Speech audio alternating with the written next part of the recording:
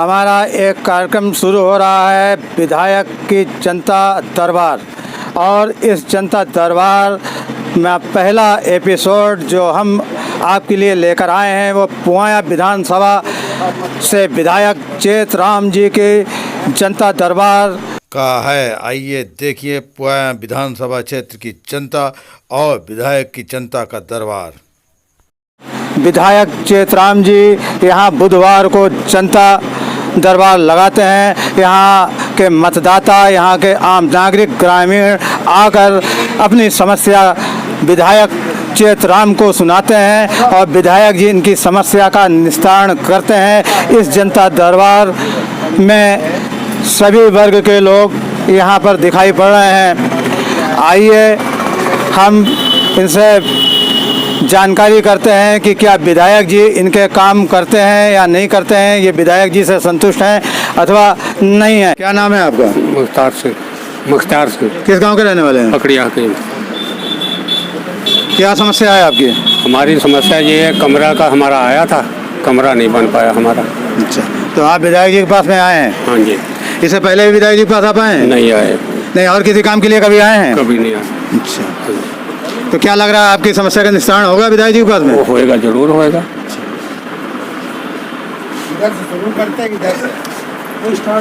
आए हुए हैं विधायक जी की जनता दरबार में, इनसे पूछते हैं इनकी क्या समस्या है। आपका क्या नाम है? हमारा हबीब है। क्या समस्या है आपकी? हाँ, समस्या ये सर हमारी मतलब कल नहीं आती है आवाज़ और मतलब काट देते हैं। आवास जो है वो आपको नहीं मिल रहा है। घबराती। अच्छा, किस कार्य के लिए आए हैं यहाँ पे? हमारा साहब कोई काम नहीं बनता है, हम लोग बहुत परेशान हैं। आवास जाते हैं, लिस्ट में नाम ब्लॉक में जाते हैं, लोग काट देते हैं। आज 10 साल हो गए, कहते हैं कि हम आप कितनी भी करेर कर लो, विधायक के पास जाओ, लेकिन हम बनने नहीं देंगे। क्या चीज़ नहीं बनने देंगे? आवास नहीं बनने देंगे। ज़्यादातर लोगों की समस्या आवास की यहाँ पे लग रही है। क्या सुन नाम है आपका? प्रमोद मिश्रा। किस गांव के रहने वाले हैं? हुकरपुर के। तो आपके क्षेत्र में विकास की क्या स्थिति है? विकास ही विकास है। क्या कार्य हुआ आपके क्षेत्र में? हमारे पेयजल, रोड देखिए आप, कितना बढ़िया रोड बना हुआ है, बिजली, सारी मतलब जितना भी डेवलप होना था वो हो चुका है। मतलब आप विधायक जी के कार्यों से संतुष्ट हैं? बिल्कुल। आपके क्षेत्र की जनता भी संतुष्ट है? संतुष्ट है, सरकार से भी, विधायक जमुनिया के। अच्छा, तो आपको क्या लग रहा है कि क्षेत्र में विकास की गति क्या रही है? विकास की गति तो बहुत अच्छी रही है। हमें बंडा से पुआया आना मुश्किल हो जाता था, रोड भी बढ़िया है, बिजली हमें 18 घंटा मिल रही है और शौचालय, आवास भी गरीबों को बने हैं। अनाज 2 महीने में 2 बार बढ़ता है, तो कोई कमी नहीं है फिलहाल। विधायक जी भी सक्रिय रहते हैं तो और जनता की समस्याएं भी सुनते हैं। क्षेत्र में विधायक जी जाते हैं आपके यहाँ? हाँ, खूब जाते हैं, क्षेत्र में जाते हैं। क्षेत्र में लगभग डेली जाते हैं। पुआया ये आरक्षित सीट है और यहाँ से और भी कई लोग हैं जो कि दूसरी पार्टियों से, दूसरे दलों से टिकट मांग रहे हैं और मतलब प्रत्याशी भी हो जाएंगे कहीं ना कहीं किसी पार्टी से। तो उनके कंपैरिजन में आप मतलब जो है इनको श्रेष्ठ क्यों समझ रहे हैं? इनको इसलिए समझ रहे हैं, 1-2 इनका प्लस पॉइंट है, इन्हें तजर्बा भी है, 4-5 बार की विधायक हैं, बिरादरी भी अधिक है और कार्यकर्ता की भी समस्याएं हल करते हैं, तो इसलिए समझ रहे हैं। वैसे तो आने वाले टिकट तो बहुत मांगते हैं। भारतीय जनता पार्टी से भी बहुत से लोग टिकट मांग रहे हैं इस सीट से और विधायक जी ऑलरेडी सिटिंग विधायक हैं। ऐसे में आपको मतलब जो है आपका क्या मतलब है कि क्या मतलब चेतराम जी को टिकट मिलना चाहिए या किसी और व्यक्ति को मिलना चाहिए? हमारी समझ से तो अगर चेतराम जी को टिकट दे दिया जाए तो कोई मेहनत ही नहीं करनी पड़ेगी। बाकी तो नए लोग आते हैं, मांगते हैं, वो तो अलग चीज़ है। अगर इनको टिकट मिलता है तो इस बार फिर दोबारा ये मतलब रिकॉर्ड मतों से जीतेंगे? निश्चित, इसमें कोई दो राय नहीं। हर वर्ग साथ में है ना, मतलब हर वर्ग साथ में है। विधायक चेतराम का पुआया विधानसभा क्षेत्र में काफ़ी प्रभाव है और इससे पहले भी जब वो विधायक रहे तब भी उनका जनसंपर्क रहा और जब विधायक नहीं रहे तब भी वो जनता से मिलते रहे। एक काफ़ी प्रभावशाली व्यक्तित्व राजनीति में पुआया विधानसभा क्षेत्र में चेतराम का रहा है।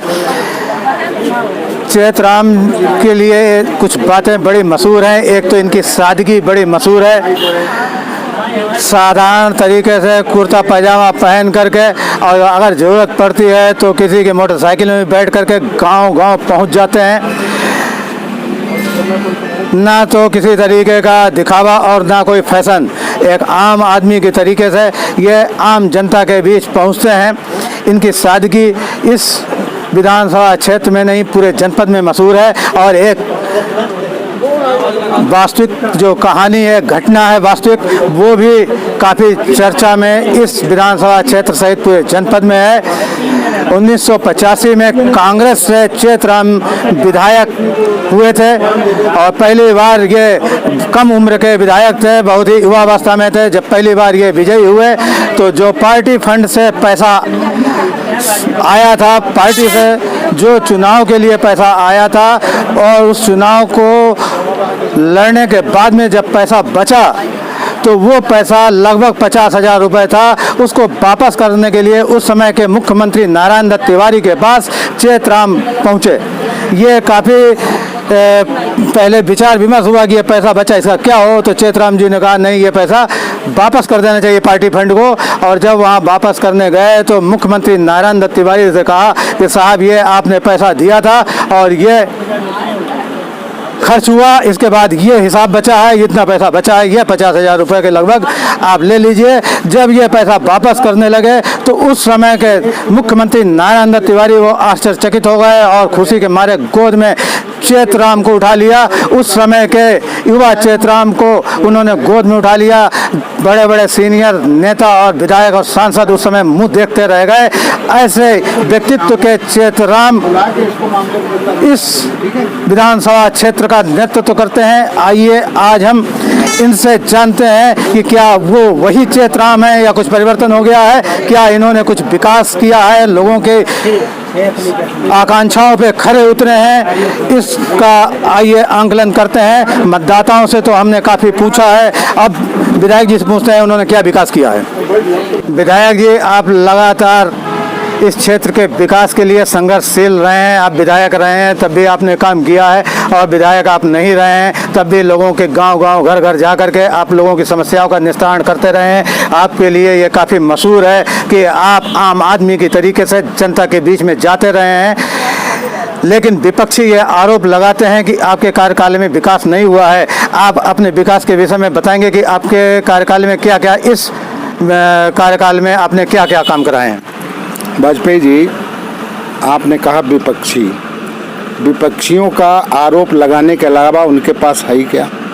विपक्षी लोग जो हैं हमेशा कोई न कोई दिल का ताड़ बनाना और झूठी बात, अनर्गल बात कह के जनता को गुमराह करने का उनका प्रयास जो है वो हमारे पुवाएँ की जनता बर्दाश्त नहीं करेगी।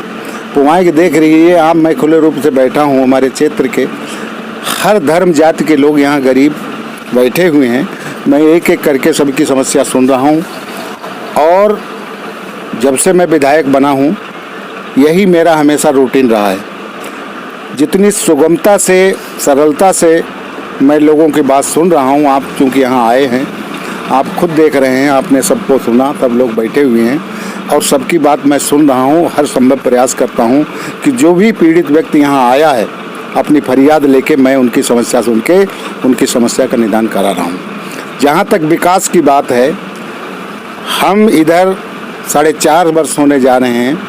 हमारे प्रदेश की सरकार, हमारे प्रदेश के मुखिया योगी आदित्यनाथ जी, मुख्यमंत्री जी और देश के प्रधानमंत्री मोदी जी का एक ही प्रयास है, एक ही एजेंडा है कि प्रदेश में हर व्यक्ति के सबका साथ, सबका विकास, और ये सबके साथ हो रहा है, ना किसी के साथ कोई भेदभाव हो रहा है। पुवाया में जहाँ तक मालूम है कि देखिए चीनी मिल हमारा, आपने कही दिया कि चीनी फैक्ट्री सहकारी चीनी मिल संचालित है। यहाँ पे जो भी आवश्यकताएं थी, देखिए महिला चिकित्सालय की यहाँ की ज़रूरत थी। विधायक बनने के बाद मैंने महिला चिकित्सालय का यहाँ निर्माण कराया। शीघ्र ही वो भी संचालित हो जाता। हमारे यहाँ रात में कोई महिला अगर बीमार हो जाती थी तो शाहजहाँपुर ले जाने में दिक्कत होती, रास्ते में भी बहुतों की मौत हो जाती थी।